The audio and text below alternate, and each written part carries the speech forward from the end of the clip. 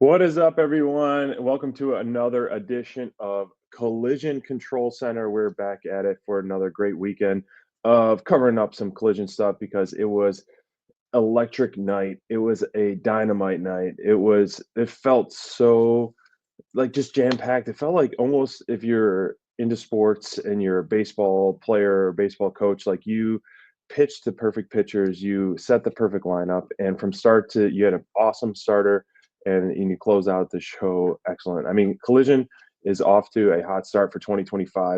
And that's why here at Dynamite Download, we had to create Collision Control Center because we couldn't go days without even speaking about this awesome shows that we're getting time after time after time, and the momentum is real. And this is exactly how I feel watching the show for most of the show because uh, Moxley's face says it all. Because I was shocked at a lot of things, a lot of great stuff coming, getting me really riled up for AEW Revolution coming up. But first, as things stand right now after Collision last night on Saturday, Steven is starting to inch himself away from SPD's top spot. So anything can happen, anything goes. Revolution is going to be a lot of fun as we start to see more and more, excuse me, more and more matches being announced. I can't wait because last season I believe I won 2 bingo cards, and that really helped me get those extra points for our draft. But looking at this lineup, this is what I love so much about Collision is the amount of wrestling that we get inside of a 2-hour block. It is nonstop.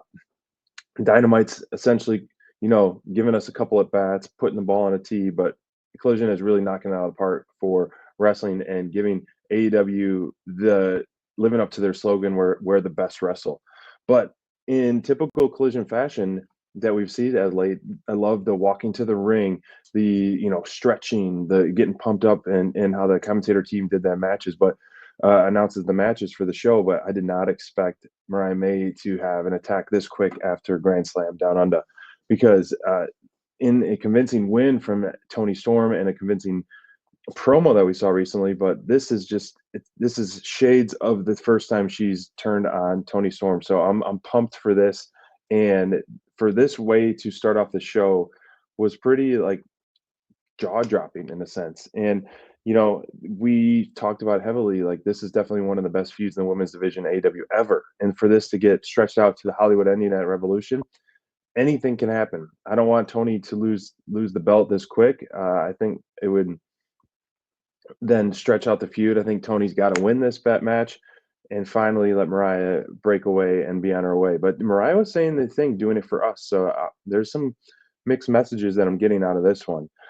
Kicking things off for the matches itself, Hologram and Beast Mortos, who've been shared the ring many times, and every single time it's banger after banger after banger. These guys' chemistry is off the chains. And not to spoil anything, but my top performer of the night was someone from this match. And it's great feud that these guys are having. And when Commander came out to save the day, and those guys, we're such big fans of tag teams in AEW. And for those two to team up, awesome solo wrestlers together as a team, it's going to make magic in the ring when Commander and Hologram are sharing the ring together as tag teams. So I'm curious of if we get Roosh and Mortos versus Hologram and Commander at Revolution. That would be kind of two Goliaths going against two active Davids per se with Hologram and Commander. But this was such a great way to start the show. You got the fight forever chance. You got this is awesome chance nonstop. So the crowd was towed into it, and great booking on this. I mean, the stuff that they did outside, I'm like cringing. I was doing the Moxley on my head when they're doing like the crucifix bombs and the pile drivers and everything on the outside, and then how they all finished it into the ring. But Harley Cameron, once again, a gem amongst herself, providing us a fired up promo. And also, anytime we get a little bit of seriousness and kind of that, and then she gives us that swerve, how she's like, oh, it was my neighbor. And then I stole her dream. And so hilarious as it is, as we always say, protect her at all costs, because this is a star already. It's not a star in the making. She's there. And I want her to continue to take the next steps. And I think next week when she faces Deonna Purrazzo, I do think she'll take the W. And I think that'll be one of her most convincing wins in AEW, and really to help elevate her to the next step and continue growing and growing and growing. So it was fantastic stuff. Gabe Kidd making his debut in AEW in quite the angry way. Props once again to the OG commentator team, as they said, of AEW. Jim Ross, Tony Schiavone, and Excalibur did a great job of giving us the backstory of Gabe Kidd and really setting the tone for him. For those of us in AEW fandom and AEW world that don't really know too much about him, haven't been following that.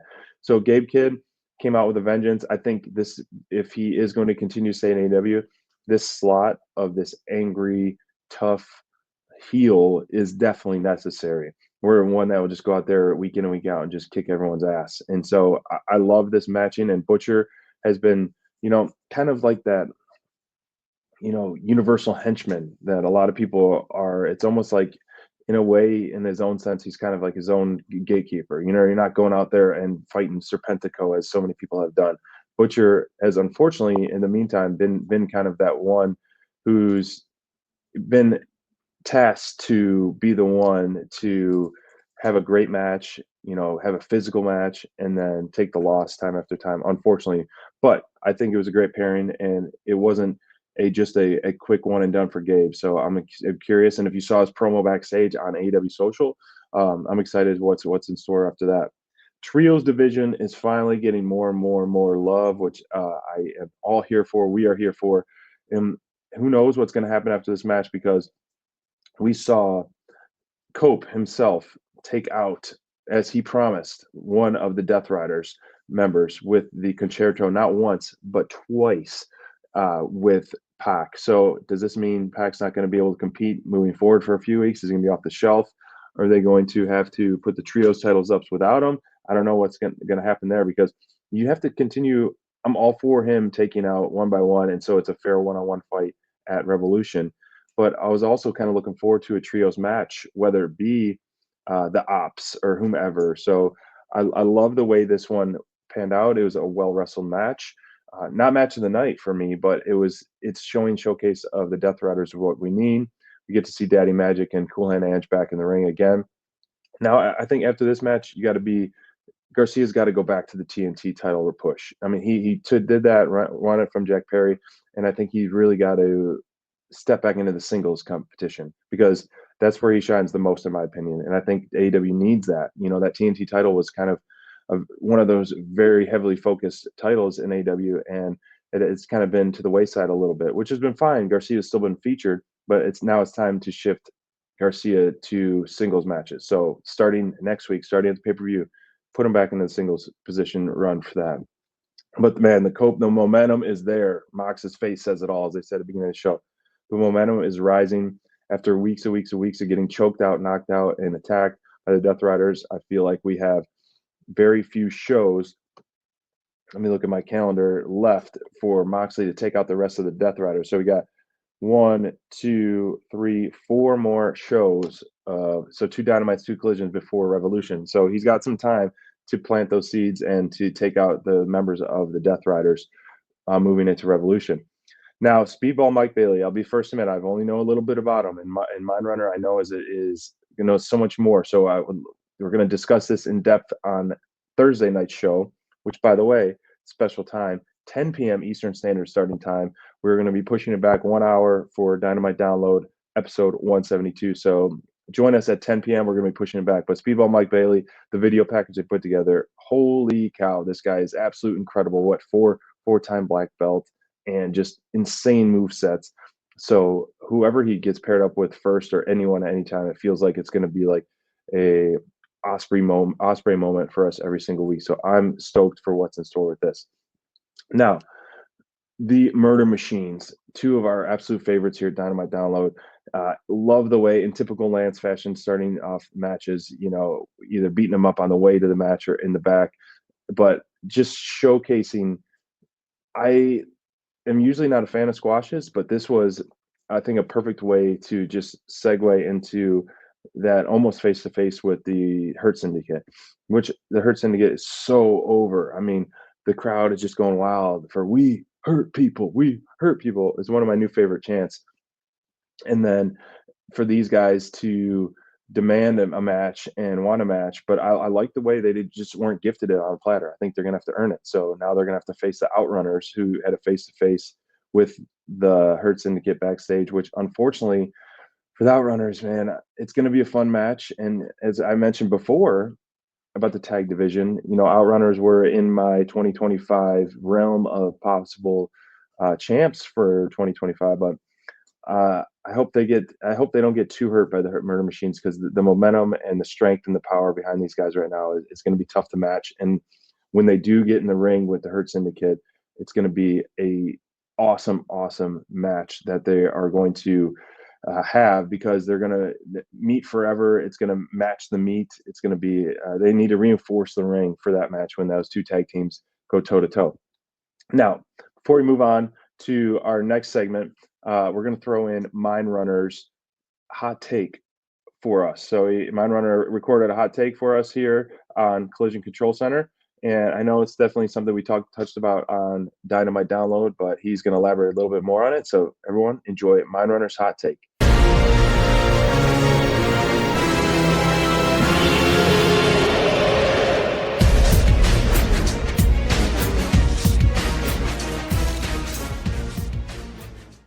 Hey everyone, it's Mind Runner with a hot take for this Collision Control Center. Now, an issue that we really didn't get a chance to give too much attention to on our Thursday show, but I'd like to address here, because Lord knows the IWC was addressing it. There was a lot of people with their bud blowing, a lot of hot takes, and a lot of things. Of course, I'm talking about the chair shot that didn't happen, where Thunder Rosa came to save Chris Statlander, but chose not to swing at a mocking Penelope Ford, Megan Bayne. Well, most of the people involved, of course, the only people that know really what happened is Thunder Rosa, Megan Bayne, Penelope Ford, and of course backstage. However, there are a lot of people speculating that this was Megan Bayne and Penelope Ford going into business for themselves, because clearly Thunder Rosa was supposed to swing the chair and they were supposed to exit the ring. However, that didn't happen. They mocked Thunder Rosa.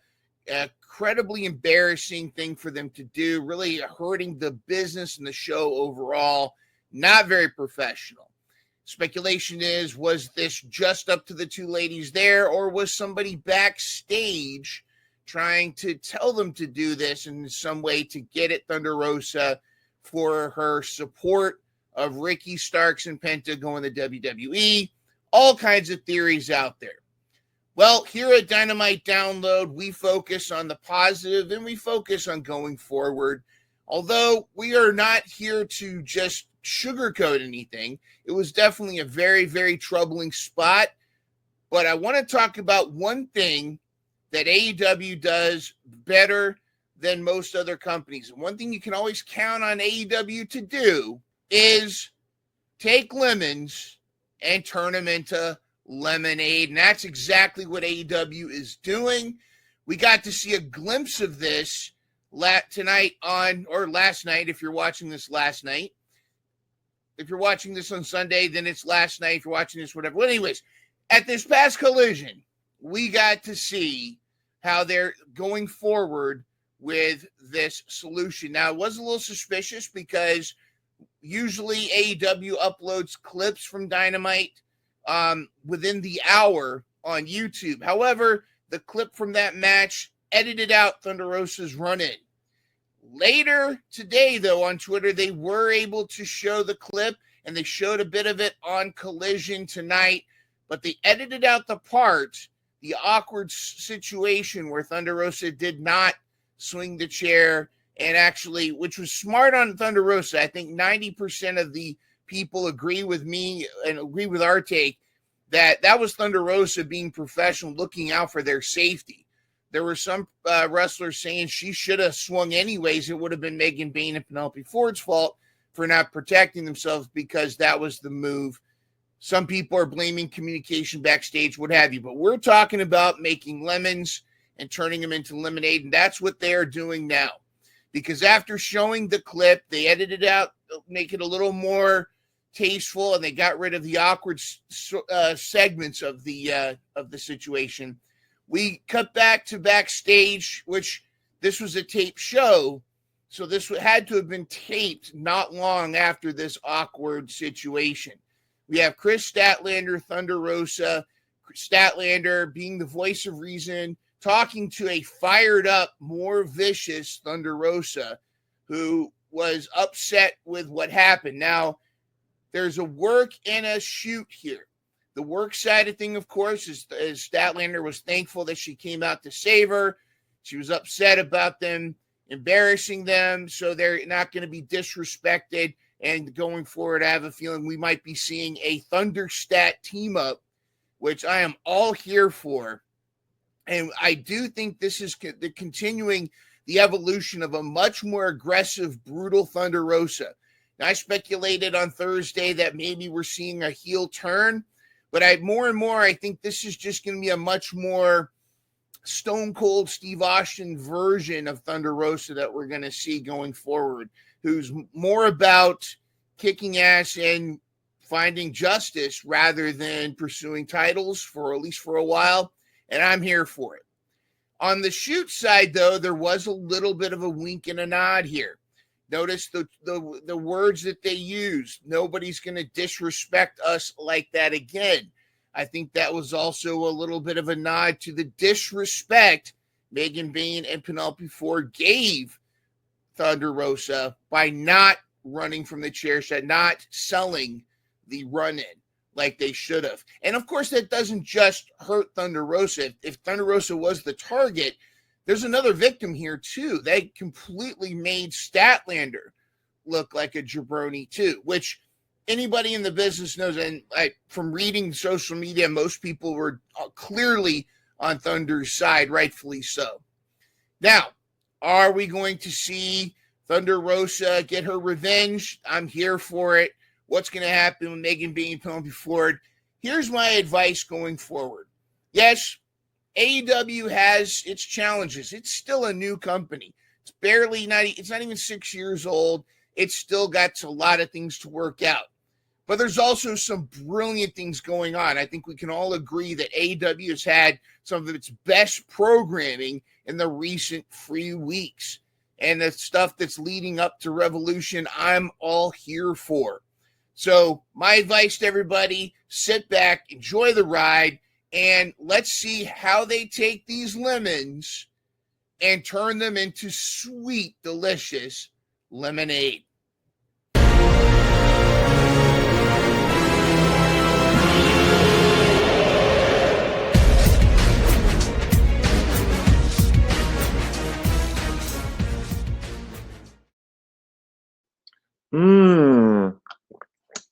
This lemonade is so good, Mind Runner. Thank you for that hot take.